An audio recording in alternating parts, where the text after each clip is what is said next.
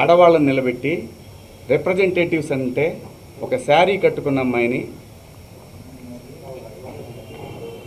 మీరు ఇండియన్ కదా అని అడుగుతారు. అది ఈ దేశ పునాదులు. అంత మాత్రం చేత మీరు రోజు చీరలే కట్టుకొని చీరలే ఇచ్చేసి ఏ మూర్ఖుడు చెబుతాడమ్మా అలాగా? ఏ మూర్ఖుడు చెబుతాడు అలాగా? నాకేం పని? నా బిడ్డలు అనుకొని చెప్పాను తప్ప నాకేం వస్తుందండి? నీకేం అధికారం ఉంది? నాకే అధికారం లేదు, అదే చెప్తున్నా కదా. అందరు హీరోయిన్లకు తల్లిదండ్రులు లేరా?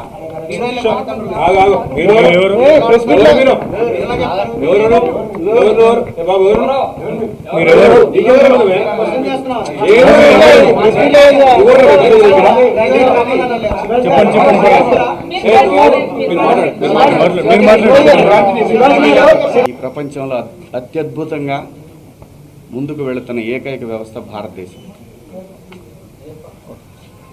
ఈ భారతదేశంలో ఎవరు ఎలా బతకాలనేది రాజ్యాంగం నిర్దేశిస్తుంది, నేను కాదు. ఒకవేళ ఎవరి హక్కులకైనా భంగం కలిగినప్పుడు దానికి ఇలాంటి వ్యవస్థలు ఉంటాయి.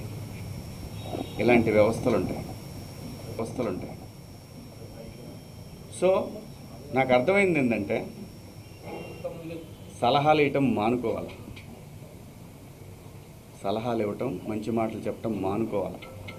ఎవరిదాడికి తెలుసు ఇక్కడ.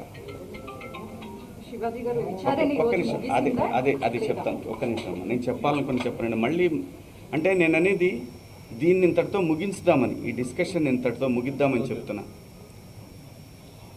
ఎవరి అభిప్రాయాలు ఎవరి వాళ్ళకి తెలుసు.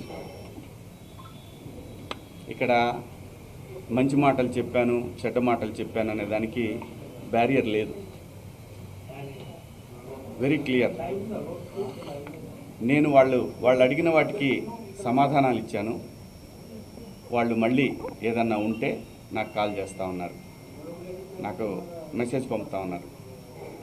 నేను అన్నాను, నా వల్ల ఎవరన్నా ఇబ్బంది పడినాన్ని మీకు నేను ఇబ్బంది పెట్టానని మీకు ఎవరన్నా డైరెక్ట్గా వచ్చి కంప్లైంట్ ఇస్తే అప్పుడు కూడా నేను వచ్చి మీకు సమాధానం చెప్తాను మేడం అని చెప్పాను. థ్యాంక్ యూ అండి. సార్, ఇప్పుడు మీరు ఇచ్చేటువంటి కనిపిస్తుందండి. సో అపాలజీ చెప్పారు, కానీ ప్రకాష్ రాజ్ మాత్రం ఇప్పటికీ చెత్తగా మాట్లాడాడు. శివాజీ ఆడవాళ్ళ పట్ల గౌరవమే లేదు అని చెప్తున్నాడు. ఏం చెప్తారు మీరు? నేను ఇంకా చూడలేదండి, చూసినాక చెప్తాను. సార్, మీరు ఇచ్చినటువంటి ఎక్స్ప్లెనేషన్ తోని ఇప్పుడు ఈ మహిళా కమిషన్ యాక్సెప్ట్ చేశారు సార్? మీ మాటలకి కట్టుబడే ఉన్నారా? కేవలము 2 మాటలే పొరపాటుగా అన్నాను అన్నది మాత్రమే వెనక్కి తీసుకుంటున్నారు. వాళ్ళకి ఏవైతే నచ్చలేదో వాటికి నేను క్షమాపణ చెప్పాను. నేను ఇచ్చిన స్టేట్మెంట్ అలాగే ఉంది కదా, దాన్ని నేను వెనక్కి తీసుకున్నది ఆగుతుందా? కాదు కదా. నేను మంచి చెప్పటం తప్పు అనేది నాకు అర్థమైంది. సోషల్ మీడియాలో విపరీతమైనటువంటి సపోర్ట్ అవుతుందంటే ఎవరినో పొగిడే తర్వాత ఇంకా ఎవరినో విమర్శించినట్టు అవుతుంది. కాబట్టి ఈ విషయాన్ని ఇంతటితో వదిలేద్దాం. దయచేసి అందరూ కూడా ఎవరి అంతరాత్మలకు వాళ్ళకి తెలుసు ఏం జరుగుతుందనేది. మద్దతు అభిప్రాయాలను గౌరవిద్దాం. ఫైనల్లీ సోషల్ మీడియాలో మద్దతు పెరుగుతుంది కాబట్టి ఇక మీద నుంచి కూడా అవేర్నెస్ కల్పిస్తూనే ఉంటారా? ఈ లైన్ స్టాండ్ శివాజీ ఒకటి కేవలం ఒకరిద్దరు మాత్రమే వ్యతిరేకించారు, బయట సామాన్య ప్రజలందరూ కూడా మీ వెంబడి ఉన్నారు. సో దీనికి మీరేమంటారు? నేను అవకాశం ఇచ్చానండి, కొంతమందికి మాట్లాడే అవకాశం ఇచ్చాను. నాకు అర్థమైంది ఏంటంటే నువ్వెంత నీ బతుకెంత అంటున్నారు, వాళ్ళని గౌరవిస్తాను. అంటే ఇప్పుడు మీరు చెప్పిన దాంట్లో కూడా నా మీద అంత నా వెనకాలే ఉండి నా మీద కుట్ర చేశారన్నారు కదా వీళ్ళందరికీ. అదేదే నేను అనేది. నేను ఎవరికి భయపడను. అంటే మీకు బాధగా అనిపిస్తుందా? నేను బతుకు తెరువుకి వచ్చేవాడిని, ఇక్కడ కాకపోతే కష్టపడేవాడిని, ఇంకో చోట పోయి బతుకుతా.